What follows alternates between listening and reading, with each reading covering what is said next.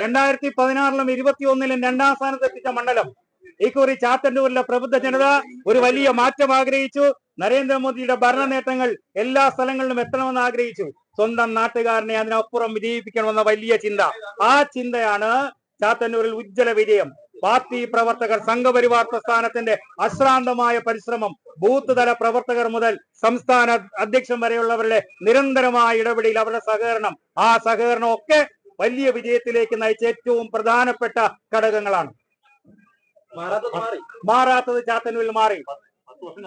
10 വർഷം കാത്തിരിക്കേണ്ടി വന്നു. 3388 നിന്നാണ് തുടക്കം. 2011-ൽ 33,000, 42,000. ഇപ്പോൾ അതിനേക്കാൾ വലിയ വിജയത്തിലേക്ക് മാറി. ജനം ആഗ്രഹിച്ച ഒരു മാറ്റമാണ് ചാത്തന്നൂർ ഉണ്ടായത്. അതുകൊണ്ട് തന്നെ ഈ വിജയം ചാത്തന്നൂരിലെ പ്രബുദ്ധ ജനതയ്ക്ക് മുന്നിൽ ഞാൻ സമർപ്പിക്കുകയാണ്.